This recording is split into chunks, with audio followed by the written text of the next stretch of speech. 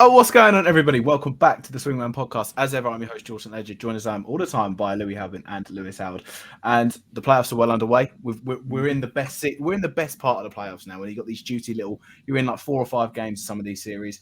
But before we do talk about these, we're just going to slightly touch on MVP of the league, Nikola Jokic. Louis looks as depressed as I was when I discovered that he'd won. Nikola Jokic has got back-to-back. Would have been Embiid for me, but I mean, I can't hate too much at Jokic. He's a fair. I feel like the past few weeks you've been hating as much as you can. Yeah, I just have trouble with calling MVP of the league someone that's currently sitting at home with their feet up on it, but it is what it is. No, you're just a Philly fanboy. That's all it is. Yeah, well, more Embiid, but yeah, I can get behind that. But yeah, fair enough. Back to back, it's the thing that's been going around that's been on Twitter recently is he got drafted during a Taco Bell commercial, and I don't think any back to back MVP of that has been. But yeah, that's essentially it. But we're not going to stress too much on MVP conversation because even though we talk about it all year, it's just yeah, well done. It should have been Embiid. Anyway, moving on. Howard wanted to discuss some NBA officiating, and it's been a talking point. More memes because of Scott Foster and Jack Harlow. But what was the actual points that you wanted to bring up? Because we're not actually sure. Well, I thought maybe we'd talk about it when we go into the series, but I'll just touch a little bit on it now. And it's just, I think one of the stories that has come out of this second round of playoffs is people either getting annoyed with the refs or getting annoyed with the players and it going back and forth. And you look at, say, a lot of people have criticised Luka in the Suns-Mavs games for flopping a lot.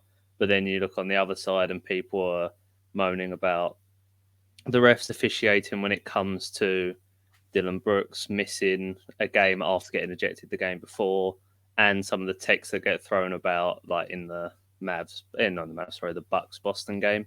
And I just think one of the biggest problems the NBA has at the moment with the officiating is because there's no consistency year to year a lot of the time. I know they changed a lot this year to maybe try and be a bit harsher, but they generally go off like a couple of precedents, and then once they're set, it moves on from there. But I feel, especially looking at the Dylan Brooks one, I know that's the one that was quite heated. I don't think he should have got the extra suspension on top of getting ejected in the game. Personally, I think that was too much. But I just think there's a lot of arguing back and forth with NBA fans at the moment on the officiating. I think the officiating is too soft, but I think that's pretty consistent across any fan point in the league, and most. I don't know if the players would feel like it necessarily. Ex-players definitely feel like it. You always hear ex-players moaning about how soft the officiating is in this league now, but I don't think it'll ever change though, because I think if they stop being as soft as it is, then if a serious injury comes about from something like this, it would then get put onto them. That's how I feel. But yeah, I just think we're at a crossroads now where we've really got to get it sorted out. You know, what direction do we want the league to go with these sorts of things? Because I think this season was the first real step they took to say, okay, we're listening to everyone. You know, we've made it very offense favored over the past, decade or so. And so now maybe we're going to try and hone it in a little bit. And I think that's what everyone expected at the start of the season with, the free throws and all the conversations about James Harden at the start. But I feel like that has done nothing this year, and we're basically having the same conversation we've always had, which is, where do we want the officiating to go? Do we want to see all this like a lot of the flopping that we see? And I don't massively blame the players for that. It's just the rules they get given and they exploit them.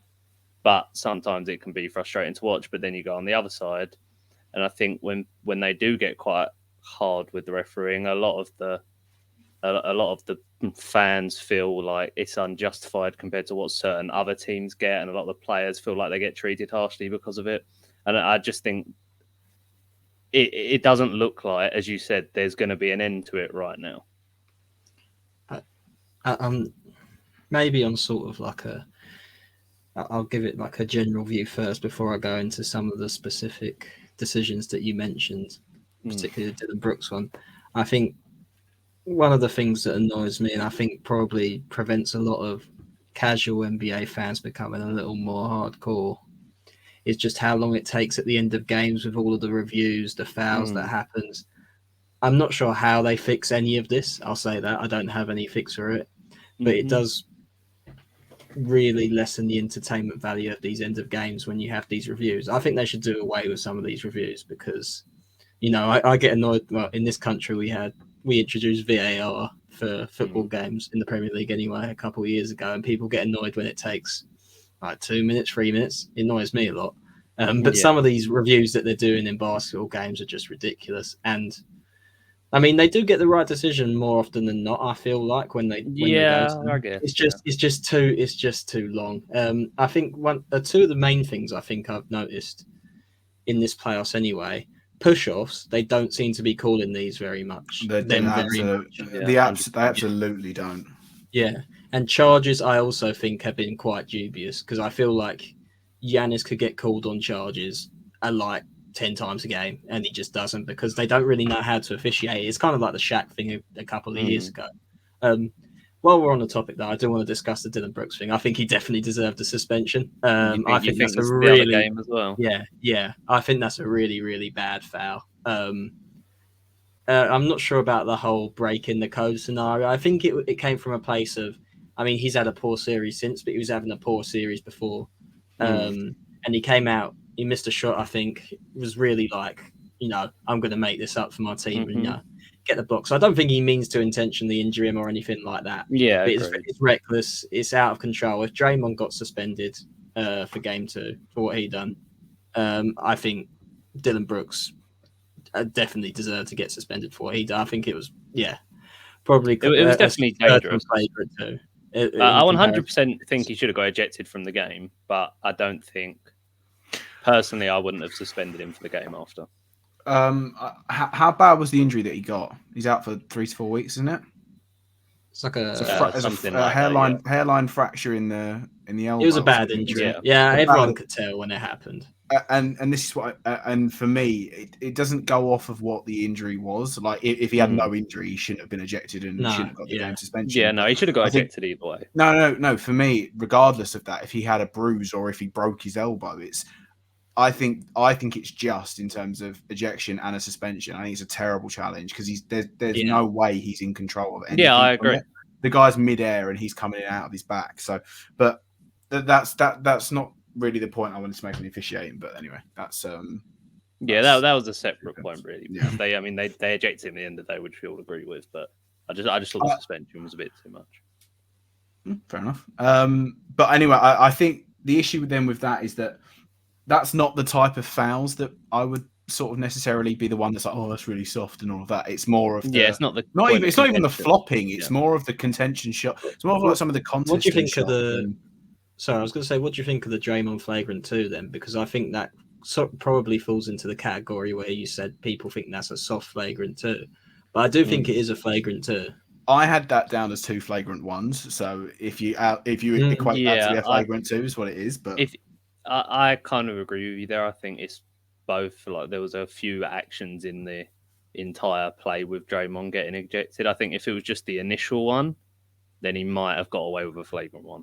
His reputation certainly didn't help him. Oh yeah, a little bit. But that's his fault, isn't it? Really. But that's also his fault. That's his job in that team. You're that defender. It's not necessarily just Draymond. If you look at any sort of defensive guy on anyone's teams, you're going to look at them differently to someone else. So it's just part and parcel of what comes with it. But let's move away from the officiating. Let's talk about Steph Curry cooking up a storm. Got the job done, is what they'll say, against the Grizzlies team without Ja Morant. They did make a meal of it, though, and if it hadn't have been for Steph Curry, it could have been a different storyline entirely. I don't think Ja Morant's due to play in the next game. I don't really know what his injury is because he hasn't had any MRIs or X-rays, and he's not on braces or crutches or in a boot or anything like that. But we don't want to say it's all wrapped up because anything can happen in the playoffs. But without Ja Morant, it's looking quite bleak. I mean, what I will say is Steph did cook up a storm, but he cooked it up in the fourth quarter, and the Grizzlies should have 100% been out of sight in that game at one point. But because the Warriors did not play well whatsoever. Clay is having a terrible series. Apart from, I know he's hit he has hit a couple of big shots and had a couple of key defensive plays, but overall, he's just not been the standard you want him to be. And you look back at the Grizzlies without Ja Morant in the regular season, they were 20-5, which is ridiculous. So, they can do it without him, but when you look at this Warriors team, if you if you don't take your opportunities when you get them, unlike the Timberwolves, let's say, the Warriors will just punish you. There is no room for error if you've got someone like your best player like Ja Morant out. And I think that last game epitomized it, where they had them where they wanted them. They couldn't do anything. They didn't put them away, didn't do anything about it. And then lo and behold, here comes Steph, the best player in the series, and he manages to get the Warriors over the line. Yeah, I think what we've seen from the Memphis in the Minnesota series and then this series as well is that they've got that sort of youthful inexperience. And I think the Minnesota Timberwolves also had this where they can't they can't extend the lead, basically. They can't really put the nail in the coffin. It remains close the entire game. Mm-hmm. And in a lot of the games that they've won, Ja Morant comes up big in the fourth quarter. He certainly did in the game they've won in this series. And so when you take that out, I mean, like you said, they did really have a good record without Ja Morant this season. But I think, the playoff atmosphere, the playoffs just situation is completely different. And he's managed to carry their load in the fourth quarter significantly and push them over the line in the games where they have won, or at least kept it close. But now they're trying to figure it out by themselves. And you saw like some of the decisions, I think Jaren Jackson Jr. Was the man they were given to them. They just weren't good, were they, really? Yeah, that was the biggest glaring issue you saw at the end when we're talking about Ja Morant not being there, was looking at what Jaren Jackson Jr. had to try and not just shoot, but also create for himself, really. There wasn't... Ja's one of those players where obviously you can give him the ball and say, just go get me a bucket, go make a play, go do something. And when he's off the floor, I think Desmond Bane might be having a bit of an issue. He's not moving as well as he could at full health. So then you're looking down the line and you're like, Dylan Brooks was having an awful game of shooting terribly. So then you see, Jaren Jackson Jr. is the one that then has to take on that mantle. And he's just not that player that can go get the shots for himself, really. And you saw with some of the shots he took, or one of the shots he took, the one that Draymond blocked, was just a terrible shot to take. And it's not his fault, but it's just... Oh, he was 0-7 from three, wasn't he? Or 0-8 from three? I'm not sure. But I don't think he made a three. I think that was the main thing, of that he put 7 or 8 attempts up, and sort of at the end of the game being 0-7 and then took a moving three, and you're just like, that's just not going to go in for you. Yeah, I don't want to knock on him about it only because it is just a wider issue with that Grizzlies team when Ja Morant isn't on the floor. But, I would take some solace in that, you did really outplay, neither team played particularly fantastic, but you outplayed the Warriors for quite a lot of that game. The problem is you're now down 3-1, as I said before. No, you can't recover from these mistakes like you were doing in the Timberwolves series. So unfortunately, I think they might win the next game. I'm not sure, but I think the hot series as a whole is just done for them now. It's just what it is. He didn't have. It wasn't sort of his best ever playoff game, but Steph Curry just got them over the line, and that's sort of what Steph does in these big moments of those. When there's games in the balance, it's normally you would tip your hat to Steph in terms of. Well, you say that there's quite a few people that would say Steph doesn't do that. I mean, but in the semi-final bracket via Grizzlies team that's lacking sort of experience, you'd say you'd tip your hat to Steph to drag them over the line. And I think Ja Morant. I was just going to say, I think if Ja Morant was healthy for the rest of the series, or if he comes back at all, they might win the next game and they'll be out anyway. But we don't know about the pure superhuman strength that Jordan Poole may possess in just one grab of the knee. Who knows? He broke the code apparently. But he was really having a spectacular series. They could not stay. They just couldn't stop him from getting to the basket because their best perimeter defenders, really. You're looking at Clay, who's not the defender he once was. You probably could have thrown Peyton into that mix, but then he, of course, got injured, unfortunately, which I think they were quite rightly annoyed about. And then Maybe you can throw in a bit of Kuminga, maybe Wiggins on a given night. And he did have a good game last game, actually, to be fair to him. But there was no one they could stop from that they could put in front of Ja Morant that was going to stop him. And I think whoever they go into the next series, because I do think they're going to beat the Grizzlies. I don't think they have the experience to sort of turn this one around, especially against the Warriors team that's very experienced in winning. I think whoever they play in that next series, if it's Dallas, if it's Phoenix, they're not going to be able to stop Luka Doncic, Jalen Brunson, Chris Paul, Devin Booker.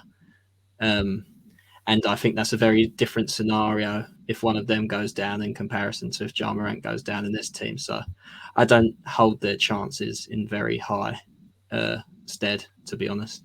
No, so you're not fancying the Warriors if they move on against either of the other teams. It's interesting. No, I think they're defensively they've just not got it. I mean, Draymond Green is obviously great at what he does, but you're not going to put him on the other guy's best perimeter guard. Really, he's not like he can do a lot of things, but I think trying to keep up with like a Devin Booker, Chris Paul, Doncic, Brunson, too much for him maybe, and it's not really what his role is in that defense anyway. It kind of disorganizes what they do. So.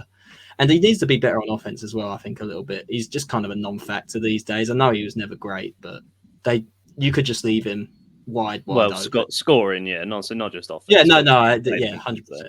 He gets the ball, rebound, passes it on. But yeah, in terms of half-court offense, he's kind of a non-factor, if I'm honest. No, indeed. But anyway, let's move it on. But let me move it on by let's take us back. Let's go back in memory here. And what's up? Early July 2019, and just pulled it up to make sure I had the right date here. So I just went for the article, and Al Horford agreed to a $109 million contract with the 76ers, which at the time was met with some remarks in terms of how he'd fit with the Sixers with Embiid. But what we saw last night was a prime Al Horford remontada performance. Is he a key factor in terms of Boston getting past the Bucks in this series? I mean, he definitely is. He's been playing out of his skin this series, especially the last two games. Excuse me. And that was that choking you up? Seeing Al Horford play this well, getting emotional. No, it just culminated in that dunk on Giannis as well, which was just unreal. And everyone was like, "What is going on?" I don't know why. When you talk about the officiating as well, he got an off dead ball technical foul because his flailing arm hit Giannis in the face as he dunked him. Like, he didn't mean that whatsoever. I can't believe that was given. But the tech on Giannis, I can understand why it was a tech when he made the play against Horford before Horford dunked on him. That was like whatever as well, really. I understand why he got the tech, but even so. But I will say, you spoke before about when he joined Philly. I think it was overwhelmingly positive how people took that, and most people had Philly being probably the team that's going to come out of the East. Yeah, it was primarily because at the time, Al Horford was the one that was always just denying Embiid in the playoffs. So then it was like, you take the one weapon away from him, how could it go wrong? Not thinking then how it would work with them two on the court together. But anyway, hindsight's a wonderful thing. Yeah, but as you say, he's definitely a big part of Boston having to defend Giannis and be in that unit, because one of the things he's shown over this season is he can switch onto a lot of different players and actually hold his own, which is something that we don't see from a lot of bigs in the NBA, one being George's favourite player, Rudy Gobert. And just the fact that the Celtics were able to do that, not just with Al Horford, obviously, but across all five positions, allows them to be as defensively stout as they are and holding people like Giannis and Drew Holiday especially to the percentages they've currently got in this series. Yeah, I mean, Giannis still had a great couple of games within the last. There's only so much you can do to stop him. Yeah, we'll say that. We're saying that with all that caveat in mind. But he's doing as good as you can do. If you had said to Boston that through the first four games you were going to hold him to 42% from the field and under 20% from three, they'd take that all day long. Well, I think you'd probably expect the under 20% from three, maybe. Yeah, maybe that. But... yeah. You probably want him to take those threes if I'm quite honest. But 42% from the field, that is fantastic job from Boston. Yeah, especially when Chris Middleton isn't there either. You'd think we'd probably have this series in the bag if you'd have done that. Yeah, maybe. But somehow they haven't quite done it. And I mean, just touching on Al Horford a little bit, you obviously expect the sort of... I think elite defense a couple of years ago. He's certainly pulling it back out the bag for this series. You know, in the intervening periods, it's been a bit all over the place. But yeah, very good passing. But when you're getting those scoring numbers, especially from him in the last couple games, that's kind of an X factor that you can't account for whatsoever. And that paired with Jason Tatum also going off last game is basically what you need to win. I mean, he hadn't been on it for the previous 3 games. Yeah. And they needed him to be. He was incredible in the first series, both ways, defensively and defensively. And he is their main guy. He's going to be the one who needs to get him across the line sometimes. Yeah. I mean, Jaylen Brown can do it a little bit. But there's no mistakes. He is the main guy of that team. And if he's not getting it going, you're kind of looking around and you think, oh, Jaylen Brown can be sort of up and down maybe. Marcus Smart, I wouldn't really want to count on him offensively. Yeah. And so he needs to be that guy for the rest of the series now, because I do think whoever wins this series is probably going to come out of the Eastern Conference. And I think the Celtics, although their team is young, they're probably thinking of it like, you know, a couple of years ago when they lost to Miami, that was a window for them. The fact that Chris Middleton's injured, I think another window has opened, and you know, if anything can happen in the NBA Finals. So I think they've got to be taking this opportunity with both hands, really, because you know they're young, they'll get better, but you don't have many chances to win a championship. Yeah, and you know the stage is set for Jason Tatum to emerge as that superstar we all know he's probably going to be. Yeah. I mean, he's never going to be Giannis. Let's just say that. I mean, after I watched that game, I'm like, he does not have that type of superhuman strength where he can just like absolutely steamroll his way to the rim. But he can be as good as maybe like a Kawhi Leonard. That's probably quite a lazy comparison. But yeah, he is. You know, similar sizes, two-way force. He definitely has it in him. He just needs to show it every single game in the series like he did in the last one. And I still can't believe Brooklyn didn't get one, though. I'm looking at the series and like, how did you not manage to get one? That's pretty poor. I don't want to be the party pooper on this Boston party that I'm hearing essentially here, but I can't see Boston. I still don't see Boston getting through it. I fully understand the defensive unit, the balanced team, and everything that's coming out of watching the 4 games over this series.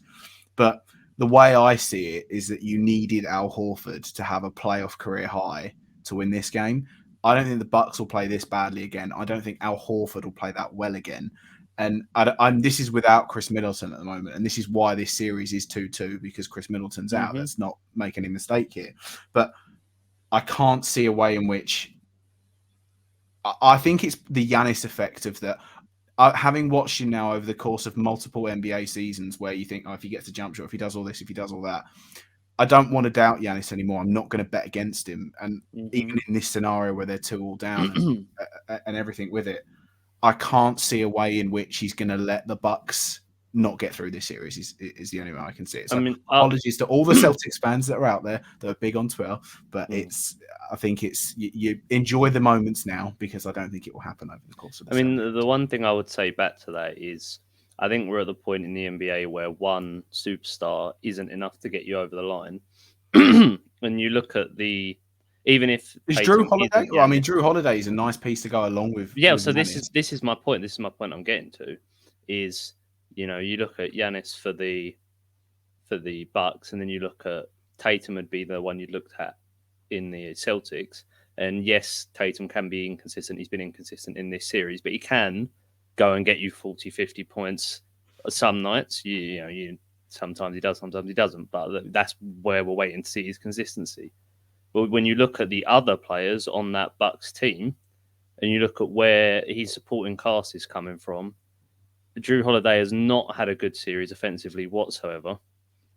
And I look at the others, with Chris Middleton being out, this is obviously, and I just don't see much help coming really his way. And then you look at the Celtics side, and there's Jaylen Brown, Al Horford, Marcus Smart, who have all stepped up in big ways and can step up in big ways. And so I'll go the other way, and I'll say if Chris Middleton doesn't come back, which I don't think he will, then I think the Celtics will have it in 7. Damn. I mean, well, if we're doing this then, Louis, like, what's your series prediction now? If we're going at all, what's the... It's kind of like the unstoppable force meets the immovable object a little bit, isn't it? Because I tend to... I did go for the Bucks, didn't I, in my pre-playoff predictions? Yeah, so did I. And I think I still would lean that way because I tend to agree with George. I know the superstar factor may be a tad overrated considering the quality of every single player in this league these days anyway. But I do just think he is unbelievable.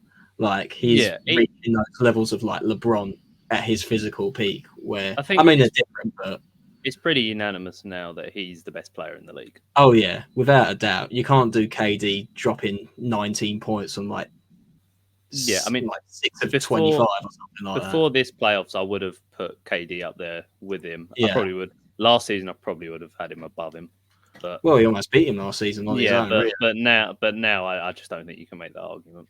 Yeah, I think we're kind of seeing what Shaq would be like in a modern NBA in this. And I think we've said this for a couple of years now, but this is like you can try your best, but physically he'll just overpower you. I mean, it's unbelievable. And it must be impossible to vitiate, like I mentioned earlier. But I lean with Giannis and the Bucks on this. I mean, if we're talking about how Giannis is now, and then this is what a modern day Shaq would be like, you just have to sit and think at how good Rudy Gobert is that he can lock both. But he can lock both of those up according to himself. Yeah, that was a tragic response. I'll be honest. As a tragic response met by I wonder what French barbecue chicken tastes like, which is classic Shaq in that regard. But I mean, Rudy Gobert. I don't even want to. I don't want to. I had to mention it, but I don't want to get onto Rudy Gobert. But so you also think. Bucks and 7 is what we go. And it's the same thing. And then regardless of it, I would still have the Bucks coming out the East, and then by that point, you could potentially be looking at getting Chris Middleton back for the finals, and then there's no way in which I don't care who would come out on the other side. I would then have the Bucks. It'd just be as simple as that. So, but yeah. What I get to talk about is something that I've been waiting a long time to talk about, and it's James Harden back to his best for Philly. Probably his best display, I'd say. He's had a couple of good ones, nothing that was like vintage Harden of what you've seen in Houston yet, but definitely his biggest game in this series so far. Yeah, and it came when Jimmy Butler put up a decent number on the other side as well. So it was definitely 40 is a bit more than decent. Yeah, a bit more than decent numbers. But my point is, it was very much required from James Harden to step up in a big way there because, obviously Embiid's got his injuries at the moment, but he's playing through them, and all the credit to him for that. But they now need Harden to be that guy, and the last game he was. Yeah. I mean, it makes me laugh in the commentary. I think they said like, well, this is like the James Harden of old. And I'm like, isn't that kind of what you say about a guy that's a little bit, past it? Yeah. And I was like, I don't want to use last season. Yeah, I don't want to use the F word, but we'll say past it. But well, I mean, when you watch some of the points that he scored as well, it was very, very vintage Harden of just one-on-one ISOs, little step backs, getting those contested threes that he does. And it's sort of, I wouldn't say it's, and I don't want to go off of one game and be very like sort of on the point from it, but it was almost like a shut up to all the critics that have been recently saying that he's lost that bit of bounce, he's lost that first bit of speed that he had off the line. And you sort of, I still think I'd agree with that. He doesn't look as sort of quick and athletic as he had before, but I think I'd only start to be really, really concerned about that next season. If he gets a full off season, we know what Harden's like in the off season, so he's not tend to sort of look after himself and go on to it as well as other players, shall we say. But if he has that full season of just recovery, and you still don't know if he's playing with some little small part of that injury or whatever. But if it's like it next season, then you can be worried. But at the moment, his still sort of technical abilities are 100% all there. And in a Philly team now where before it was Embiid and Harris, and that was your issue of that Harris was not good enough to be a number two. You're now looking at it. James Harden is no doubt the number two in this team, but you would never call him. I don't think anyone would call James Harden a number two player anyway. He's the number two in this team, though. Yeah. Coupled that with the ever improving Tyrese Maxey and the very sort of, he's your reliable like 20, 15 pointer Tobias Harris. It's a good little four piece that the Sixers have got. if they're all on their A game. And obviously you've got Embiid, Phantom of the Menace mask and everything around it, who's obviously playing through injury. I don't know if it's Philly bias, but right now I think it's looking quite strong for the Sixers in this series. Primarily as well, Kyle Lowry, unbelievable basketball career, player, whatever, has not been good in this series. I know he's played, he's also been injured and he's playing through it. Defensively, that's a sham from it. And you're not looking at Kyle Lowry to be a defensive leader and anything like this. You're not looking at him to be a point scorer. And I know we had this chat off podcast, Louis. I know he dropped the donut in game 3, but you still would expect sort of at least 10 to 15 from him. He's there for the ball movement and setting it out, but it's not good enough. When your team's scoring 79, you can't drop the donut in terms like that. So I think all of that coupled with it, Jimmy Butler's going to try. Jimmy Butler has got like personal pride on this game alone anyway. But I think at the minute, I had the Sixers out in 5. I had the Heat winning this in 5.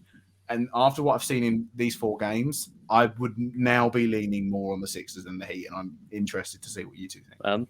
I'd still pick the Heat personally. Okay, there we go.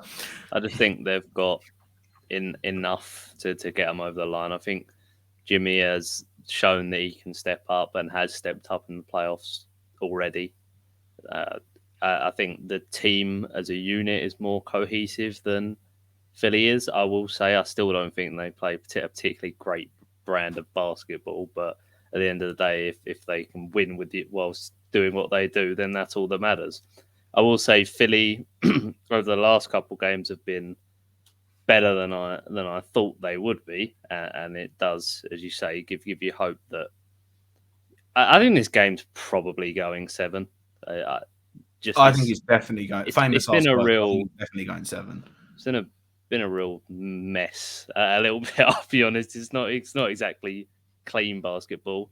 Although James Harden obviously played really well last game, but yeah, I just don't think Philly will be able to put it all together for enough games to get them over the line. So when I'm trying to sort of like approach this series, I'm just going to throw the first 2 games out of the question a little bit, because I don't think there is a bigger disparity in terms of a replacement than DeAndre Jordan and maybe a few Paul Reed minutes to Joel Embiid, because DeAndre Jordan shouldn't be in the NBA and Joel Embiid is a top 5 player in the league. So it's like the disparity is enormous. Yeah, it's completely hard for me to quantify those first 2 games and how good Miami looked, because Bam was having himself a couple gamers, quiet as a mouse in the last couple too, and that's with Joel Embiid. Who knows the sort of like after lingering effects of the concussion, the peripheral vision maybe with that mask that he's going to have on. And I think the main issue with him, they're saying at the minute anyway, is he's just like physically like not ready to play the minutes at a high intensity. Basically, like he did pretty much no cardio in the weeks that he was off with the concussion protocols. So we're seeing this team with a really like not to his full strength Embiid, and he's not like. That's why Jimmy Butler can still go for 40 in that last game.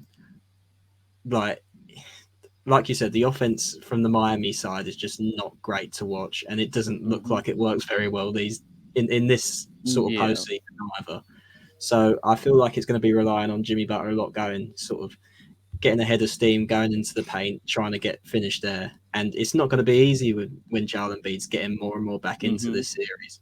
So then I'm looking at other people. I'm like, Tyler Hero is really quite significant in this offense. Do I have the faith in him over maybe like a James Harden, Tyrese Maxey on the other side? I'm not too sure. I wouldn't mind seeing some more Duncan Robinson minutes in this series. I think he can add a little bit. Literally was going to be my next point of that. Yeah. He has played 55 seconds in this entire playoff series between the Sixers.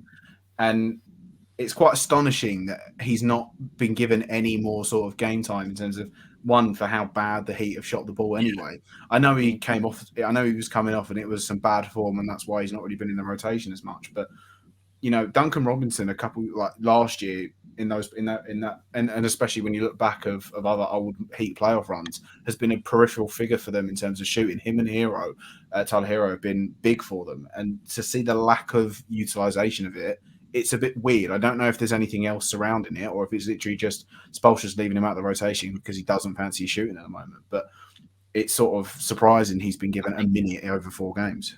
I think there are some defensive concerns if you have both Yeah. Tyler Hero and Duncan Robinson in Yeah. the game at the same time, and I can understand that. But could you not stagger them a little bit more? I just think they need a little bit of a boost offensively, and like someone who can make their own shot or just shoot it off the catch under pressure.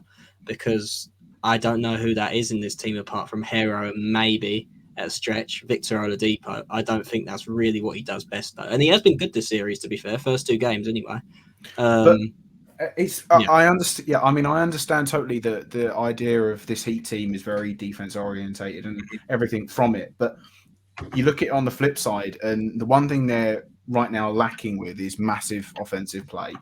They signed him to that $90 million deal because of the fact they didn't want to lose him because of his 3-point ability. And then when you get to crunch time, you're just not using it. So I can't wrap my head around that one right now. You sort of with these players, you live and die by the 3, and you have to try it. Yeah, I think more than just the offense as well. I think the playmaking and setting up the team itself is something that's been really lacking for the Heat, and that is where you look at a Kyle Lowry to really step up there, as you said. You know, scoring the 0 points. I know scoring is not obviously the only part of that, but he has to be better for this Heat team. I'd like to see, because he was a little bit quiet last game, and now he's quite young. But I'd like to see Maxey just sort of, in the chances where he can, get the ball and go, because that Heat team's too old and too slow to kind of keep up with him. Because when that guy gets a head of steam on the fast break, there's really no catching him. That's exactly what the Heat team do. And there was a clip that was going around Twitter the morning after the game, and it was more of that everyone's calling Harden washed and finished and all of this. But you look at Eric Spoelstra, and in his huddles, all he was saying was wall up on James Harden. And this is a man that has apparently lost his pace. So, you know, this team doesn't want fast break. They want to sit there and set their defense up and go from it like that. And you play into their hands with it. But I mean, if you're the way I'm looking at it right now, even if sort of this series has gone way better for Philly than I thought it was going to. So that's the only thing. That's the benefits. Maybe it's extreme copium, but I'm taking it as is. And I'm well, I mean, when Danny Green, obviously not in the last game, the game before, when Danny Green shooting 7 and 9 from 3, you know you're onto a winner. When I saw that, I was like, my God. Danny Green's not going to have those nights all the time, but he has them every once in a while. That's what I mean, though. He doesn't have them all the time, but this is why Danny Green is still he's still in the NBA because of moments like that. That's why big teams, big franchises have always signed Danny Green. It's weird because sometimes he looks like he can't miss, and sometimes he just looks extremely hot and cold 3D guy is what Danny. I don't think I gave my official prediction, and I think the Heat will get one more because I'm still unsure of how Embiid is, and I'm not quite on the Harden train. Like maybe you are, George. I'm not sure. I've bought a ticket. Let's say that. That's pretty much on the train. You're on the train. Yeah, you are basically on the train. I've topped up my Oyster card. I'm just tap on the train. That's all it is. No, you picked Philly to win. You're on the train. No, the Harden one. Yeah. I've got the Philadelphia 76ers. I have my annual rail season card for that. But the Harden train, I've just topped my Oyster off. I'm yet to tap on that. That's all. I feel like if you're picking the Sixers to win, you got to be on the Harden train. That's not true though. But you're not. I think I don't think it is. I just think it is. I look at it more as when I'm describing when I'm describing the Harden train here, I mean that he's back to his best. That's that. I still like James Harden what he does. I mean back to the sort of the 30-point, 10 assists that he can give the Sixers. But he's not going to do that. Okay, yeah, mate. Okay, if you're describing it as that, then I agree with what you said. Yeah, you're not on the Harden train yet. But yeah, that's it. So you also think? So you're now thinking the Sixers, Louis? Did you have the Sixers before? I don't think any of us had the Sixers. No one had the Sixers before. No one had the Sixers. I did toy with it, but no, I didn't in the end. Right, enough about the Sixers. Let's move it on to the other point. Luka line it up, saving the Mavs, making the series very interesting now between the Mavs and the Suns. How do we see this going about? And obviously, I mean, I'm not even going to say if is Luka the main threat of the Mavericks to drag them over the line because that's obvious. But what more does Luka need to do, or is it someone else in the Mavs that needs to step up to try and help them overcome the Suns? I think he should in the last couple of games, the ones that they've won anyway, I think he's taken a more concerted effort to get other players involved. And I think that's what they needed because, I mean, when you look at the record of guys who have very, very high usage in the playoffs, they never win. You know, you have to get other players involved within a team to actually win a title or go very far in the playoffs. And I think that's what he done in the last couple of games. Or maybe it was a concerted effort. To be fair, we know we gave this guy a lot of stick before the season, but Jason Kidd is doing quite a good job as the Mavericks coach, and he's drawing up a few more plays for Jalen Brunson. And Jalen Brunson, after looking pretty shoddy in the first couple of games, after just really dismantling the Utah Jazz in the series before, is looking back to that level again. And I think that has been the difference between these two because you can't really afford to be putting Devin Booker on Jalen Brunson anymore. You need to free up someone else, and then that just sort of discombobulates your whole defensive scheme. And you know, it's not just Jalen Brunson. There's other guys been getting involved. I think more defensively, you know, guys like Reggie Bullock, Dorian Finney-Smith.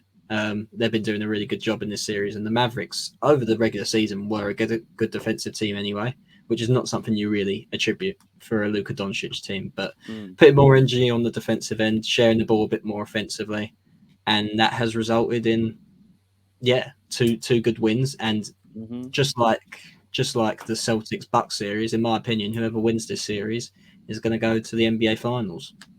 Well, I mean, I think one thing that perfectly shows what you've just said there is the first two games were the two games where Luka really went off and was just playing unbelievable. None of the Suns players could stop him, and yet the Suns still ended up winning those two games.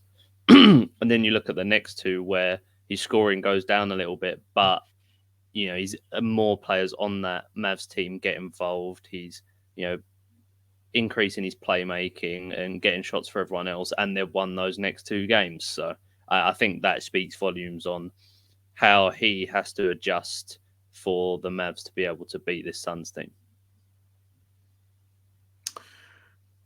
I think in terms, I fully understand and appreciate what you mean in terms of having to get other guys going. In this sense that he's got, you look at Spencer Dinwiddie, he needs to do more. There's no doubt about that. The other point of and I mean, Jalen Brunson's been fantastic for the Mavs across the entirety of the playoffs. I think no one's going to question that at all as well. I look and see, can Dorian Finney-Smith go again? Sort of, what was it? He went 8 of 12 from three in that. Is that that's not sort of something that's sustainable, and that's not the practices. The one thing that I think the Mavs, and this is sort of not really in their game plan for it, but better defensively is how they're going to win this series now, because you've seen, and we touched on this last podcast, Chris Paul is having one good game, one bad game, and it's now not sort of, oh, it's a coincidence. It just seems to be the fact of that potentially it is of age and of just the run and the physicality of the playoffs that's currently coming in. In those other games, you can really hone in on one, just you're not sort of factoring him out completely, but you look more to sort of double on Devin Booker and hedge more on Devin Booker and leave Chris Paul open. Not open, but in sort of backing off and putting more attention on Devin Booker, I find, because they won that game by 10 points and the game was done anyway. But it's more of that. I think Devin Booker is the main guy for this Suns now for them offensively. If they can hone in and they can stop Devin Booker from starting cooking and getting going, I think that's what's going to be the one for him. It's not necessarily the living and dying by the three in the offense for the Mavs. It's going to be what they can do to shut down Devin Booker. Yeah. I would say, you know, the one thing I'll say for Chris Paul is the last two games, statistically, he obviously did not play well, but he is that kind of player where his impact is much more than just those stat sheets, more so than almost any other player in the league. But, presence. Yeah, exactly, and just how he sets out the team and helps them offensively, even if he's not the one putting up the numbers. What I will say is the one thing about this Suns team that's so difficult for other teams to deal with is, you know, you talk about doubling Devin Booker or putting more attention to Devin Booker, and obviously there's only so much you can do, as with any superstars in this league. But this Suns team is so deep; they've got so many good players. DeAndre and Chris Paul, even Jay Crowder's playing well. You look at Mikal Bridges, and I just think it's very difficult to hone in on one player, even though there is that phrase "make someone totally. beat you." Totally. The one thing I wanted to touch on as well is that if we look at this series here now, and you fast forward it a bit, or let's say we're at a point in time now where the Suns are playing the Warriors, right? And you sit here and look at it. I'd expect DeAndre Ayton to have a big series against the Warriors. I'm not expecting it. So I'm still expecting more numbers from him in this series against the Mavs from his matchup, because he averages, I don't know, 15, 20 in the league.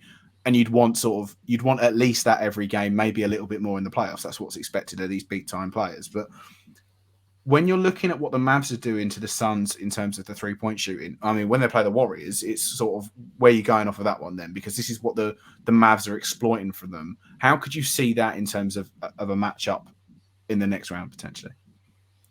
I'll start back to what Louis said before about the Warriors. I think one big problem the Warriors will actually have with the Suns is the fact that I just don't think they'll have much of an answer for Devin Booker. They're not.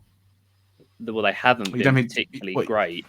I don't think the Warriors have been particularly great defending on the perimeter in the playoffs so far, even though during the regular season, for large periods, they had one of the best defenses in the league. And you talk about DeAndre Ayton. I feel like a lot of the time we talk about this Warriors teams and how people should be able to take advantage of the small ball, but a lot of the time that just never materializes and we don't actually see it.